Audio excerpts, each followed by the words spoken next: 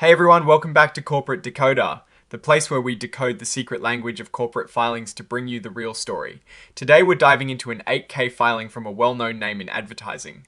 And let's just say tree's been a big change. This isn't just any business update, it's the kind of event that reshapes a company. Before we dive in, if you're looking to understand the real impact of these filings beyond the corporate jargon, make sure you hit that subscribe button, and for even deeper discussions and direct access to our community, join our Discord server. The link is in the description below. Alright, so what we have here is a Form 8. Think of this as an everything else report for companies. They use it to announce important events that shareholders need to know about immediately, things that aren't covered in their regular quarterly or annual reports.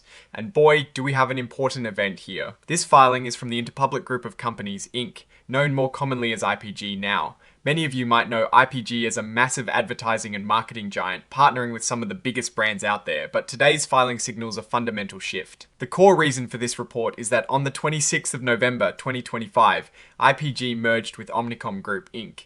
Yes, you heard that right. Two advertising behemoths coming together. This merger means IPG as an independent company is effectively no more. It's now a wholly owned subsidiary of Omnicom. This is a huge deal in the advertising world, essentially consolidating market power in a significant way. When a company merges, especially in a big way like this, existing financial agreements often need to be settled, and that's exactly what we see here. IPG terminated its amended and restated credit agreement. Now, this is just jargon for a big loan agreement they had with banks and lenders. The good news for IPG, or rather, for Omnicom now, is that all the money owed was paid off and their credit lines were closed. Importantly, they did not have to pay any early termination fees, which is always a relief. They did mention about $9.5 million in outstanding letters of credit, which will apparently be covered by Omnicom's own credit facilities. So, old debts cleared, new ownership settles in. This section is the heart of the matter, confirming the merger itself. On the closing date, the 26th of November 2025, the merger between IPG and Omnicom's subsidiary, XT Subsidiary Inc., was completed. So what does this mean for the shareholders, the people who actually own pieces of IPG? Here is where it gets interesting for investors.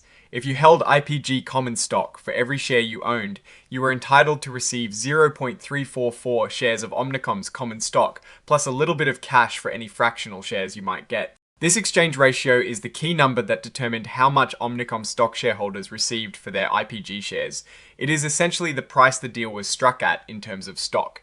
Now, for folks who had stock options or other equity awards with IPG, those were also converted. For stock options, they were converted into options to buy Omnicom stock, with the number of shares and the exercise price adjusted based on that same exchange ratio we just talked about. For restricted stock units, or REs, and they were converted into cash payments.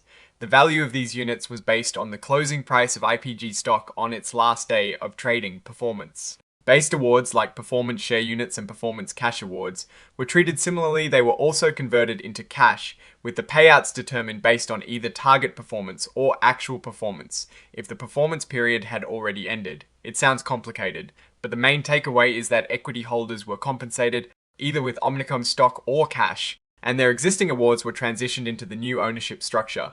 This is a standard way to handle these types of awards in a merger, ensuring that employees and executives who held equity are fairly compensated through the transition. Now, what happens to IPG stock on the stock market? Since IPG is now part of Omnicom, its stock will no longer be traded separately. The filing states that IPG requested its shares to be removed from the New York Stock Exchange, or NYSE, starting the 28th of November 2025, and the NYSE will formally file a document to delist it. After a short notice period, IPG stock will cease to exist as a publicly traded entity on the NYSE. The company also plans to stop its public reporting obligations, meaning it will no longer have to file these detailed reports with the Securities and Exchange Commission, or SEC. As a natural consequence of becoming a private subsidiary. This section basically reiterates that because of the merger, all the rights that IPG shareholders had as owners of IPG stock have now changed.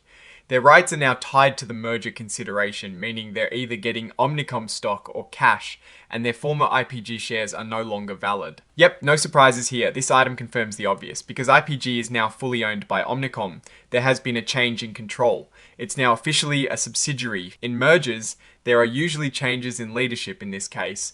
The only director of the acquiring subsidiary, Louis F. Janussi, became the sole director of the surviving company, which is now IPG under Omnicom's ownership. The existing offices of IPG before the merger will continue as offices of the newly acquired company until new leadership is put in place or they move on.